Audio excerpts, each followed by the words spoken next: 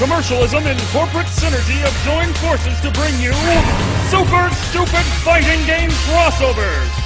Don't miss out on the confusion of a lifetime when heroes from games that had nothing in common cross paths. Behold, hilariously unbalanced battles. You press the shiny red button, the jolly candy-like button. Experience super stupid fighting game crossovers. There are just 5 rules for this Fight Club. 1. The character must have his origins in a video game. Sorry, Pepsi Man. 2. The character must have appeared in one game other than his own. Sorry, Norimaru. 3.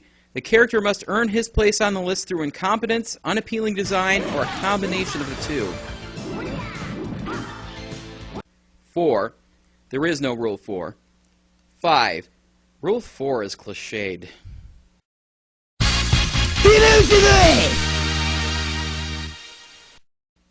Not to be confused with the guy who created Rez, Mies Gucci is a pioneer in the thankless occupation of fighting game comic relief.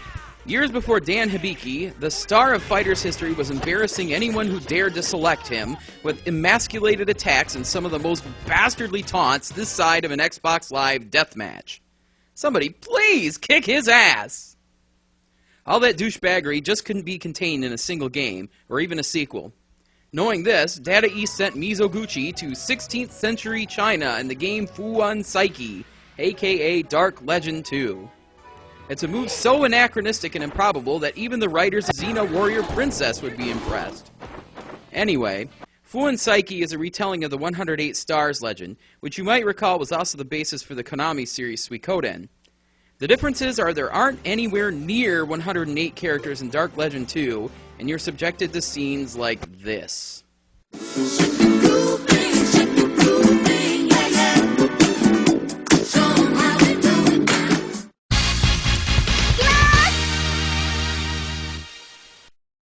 I just know I'm going to catch hell for this one, but I don't care. I absolutely loathe this character, and if you've got a problem with that, make your own damn list!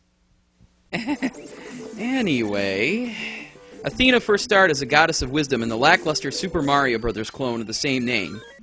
When SNK started its long career of leeching from Capcom, Athena was resurrected in Psycho Soldier, a forgettable side-scroller that bummed most of its ideas from the equally unremarkable Sun Sun.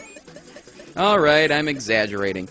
Psycho Soldier was the first video game with a J-pop soundtrack performed by real singers, so the next time you're grinding your teeth through one of the sappy songs in Kingdom Hearts, you know who to thank for making it all possible.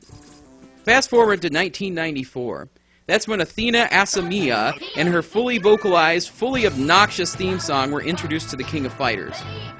There's nothing wrong with the character if you're playing as her, but it's a whole different story when the computer is behind the wheel. Athena has a nasty habit of turning the tide in a fight. Just when you think you've got victory in the bag, she steps into the ring to thoroughly humiliate you with an iron defense, impeccably timed counters, and the constant squeals of "Hi-da-boo!" The moment she makes an appearance, you know both you and your ears are going to suffer. Okay. You remember Cody, right? He was the guy you didn't pick in Final Fight.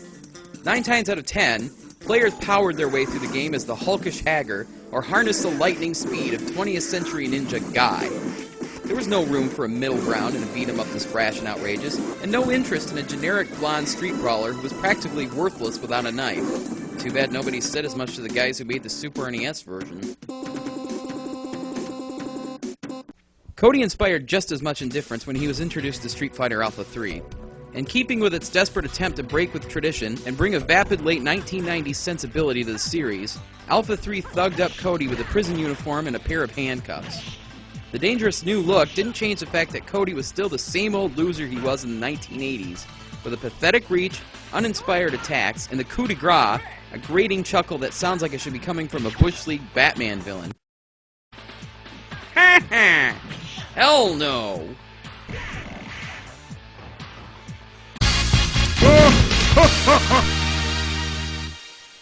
Karnov had a nasty habit of sticking his fat ass where it didn't belong. The Russian circus freak pioneered the concept of the video game crossover by appearing in a number of Data East arcade games, from Bad Dudes to the appropriately bizarre Trio the Punch. There's even speculation that after the chef from Burger Time made his 30-foot-long sandwiches, they dropped directly into Karnov's mouth. Hey, it's an entirely plausible theory. Perhaps Karnov's most embarrassing cameo appearance was in Fighter's History, the Me Too fighting game that Data East released in 1993. It's been the frequent topic of discussion on Fighter's misery for obvious reasons. While other fighters at the time rewarded you with epic boss battles that still stand out as some of gaming's most memorable moments, Fighter's History served up Karnov, who became so impossibly obese in the 6 years after his already doughy debut that it looked like a Thin Mint was all you'd need to bring the fight to an end.